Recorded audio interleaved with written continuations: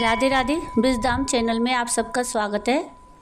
तो आज हम बिल्कुल हटके भगवान जगन्नाथ और उनकी परम भक्त कर्माबाई की कहानी सुनेंगे कि कैसे कर्माबाई भगवान जगन्नाथ को खिचड़ी का भोग लगाती थी। और अगर आपको मेरी ये कहानी थोड़ी सी भी पसंद आए तो प्लीज़ इसको लाइक शेयर ज़रूर कीजिएगा और प्लीज़ मेरे चैनल को सब्सक्राइब कीजिएगा और कमेंट में राधे राधे ज़रूर लिखिएगा। तो आइए शुरू करते हैं कर्माबाई की कहानी। भगवान श्री कृष्ण की परम उपासक कर्माबाई जी जगन्नाथपुरी में रहती थीं और भगवान को बचपन से ही पुत्र रूप में बहुत प्रेम करती थी। ठाकुर जी के बाल रूप से वह रोज़ ऐसे बातें करती जैसे कि ठाकुर जी उनके बेटे हों और उनके घर में ही रहते हों। एक दिन कर्माबाई की इच्छा हुई कि ठाकुर जी को फल मेवे की जगह अपने हाथ से कुछ बना कर खिलाऊं। तो उन्होंने भगवान जगन्नाथ को अपनी इच्छा बताई। अब भगवान तो भक्तों के लिए हमेशा तैयार रहते हैं। तो प्रभु बोले, माँ जो भी बनाया हो वही खिला दो, बहुत भूख लगी है। तो कर्माबाई ने खिचड़ी बनाई थी तो ठाकुर जी को खिचड़ी खाने को दे दी। प्रभु बड़े चाव से खिचड़ी खाने लगे और कर्माबाई ये सोचकर भगवान को पंखा झलने लगी कि कहीं गरम गरम खिचड़ी से मेरे ठाकुर जी का मुंह ना जल जाए। संसार को अपने मुख में समाने वाले भगवान को कर्माबाई एक माता की तरह पंखा कर रही हैं और भगवान भक्त की भावना में विभोर हो रहे हैं। भक्त वत्सल भगवान ने कहा, माँ मुझे तो खिचड़ी बहुत अच्छी लगी, मेरे लिए आप रोज़ खिचड़ी पकाया करें, मैं तो यहीं आकर खाऊंगा। अब तो कर्माबाई रोज़ सुबह उठती और सबसे पहले खिचड़ी बनाती, बाकी सब कुछ बाद में करती।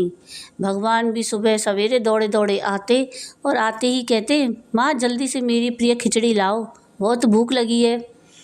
अब रोज़ का यही क्रम बन गया। भगवान सुबह सुबह आते, भोग लगाते और फिर चले जाते।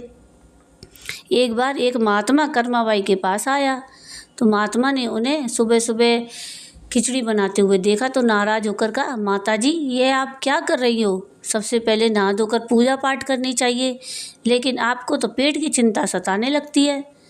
तो कर्माबाई बोली, क्या करूं महाराज जी, संसार जिस भगवान की पूजा अर्चना कर रहा होता है वही सुबह सुबह भूखे आ जाते हैं, तो उनके लिए ही सब काम छोड़कर सबसे पहले खिचड़ी बनाती हूँ। तो महात्मा ने सोचा कि शायद कर्माबाई की बुद्धि फिर गई है, यह तो ऐसे बोल रही है जैसे भगवान इसकी बनाई खिचड़ी के ही भूखे बैठे हों। अब महात्मा कर्माबाई को समझाने लगी, माता जी तुम भगवान को अशुद्ध कर रही हो, सुबह स्नान के बाद पहले रसोई की सफाई करो फिर भगवान के लिए भोग बनाओ। अगले दिन कर्माबाई ने ऐसा ही किया। जैसे ही सुबह हुई भगवान आए और बोले, माँ मैं आ गया, खिचड़ी लाओ। तो कर्माबाई ने कहा, प्रभु अभी तो मैं स्नान कर रही हूँ, थोड़ा रुको। तो थोड़ी देर बाद भगवान ने फिर आवाज़ लगाई, जल्दी करो माँ, मेरे मंदिर के पट खुल जाएंगे, मुझे अभी जाना है।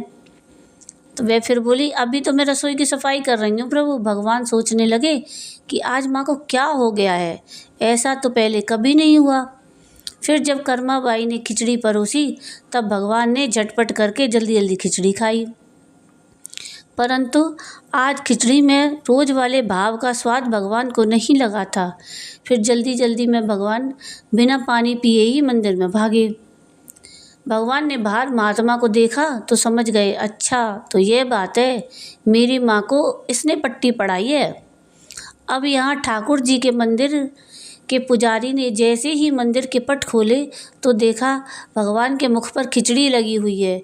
तो पुजारी बोले, प्रभु जी ये खिचड़ी आपके मुख पर कैसे लग गई? तो भगवान ने कहा, पुजारी जी मैं रोज़ मेरी कर्माबाई के घर पर खिचड़ी खा कर आता हूँ, आप माँ कर्माबाई के घर जाओ और जो महात्मा उनकी यहाँ ठहरे हुए हैं उनको समझाओ, उसने मेरी माँ को गलत पट्टी कैसे पढ़ाई है। पुजारी ने महात्मा जी से जाकर सारी बात कही कि भगवान तो भाव के भूखे हैं। यह सुनकर महात्मा जी घबराए और तुरंत कर्माबाई के पास जाकर कहा, माता जी मुझे माफ़ करो, ये नियम धर्म तो हम संतों के लिए हैं, आप तो जैसे पहले खिचड़ी बनाती थी वैसे ही बनाओ, आपके भाव से ही ठाकुर जी खिचड़ी खाते रहेंगे। फिर एक दिन आया जब कर्माबाई के प्राण छूट गए।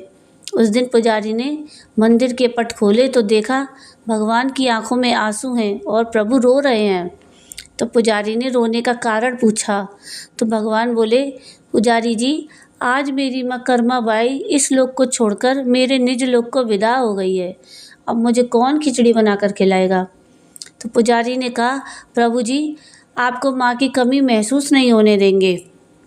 आज के बाद आपको सबसे पहले खिचड़ी का भोग ही लगेगा। तो इसी तरह आज भी जगन्नाथ भगवान को सबसे पहले खिचड़ी का ही भोग लगाया जाता है। तो ये थी कर्माबाई और भगवान जगन्नाथ की एक कथा। और अगर आपको ये कथा पसंद आई हो तो प्लीज़ इसको लाइक शेयर ज़रूर कीजिएगा और प्लीज़ मेरे चैनल को सब्सक्राइब कीजिएगा। और वीडियो देखने के लिए थैंक यू। राधे राधे।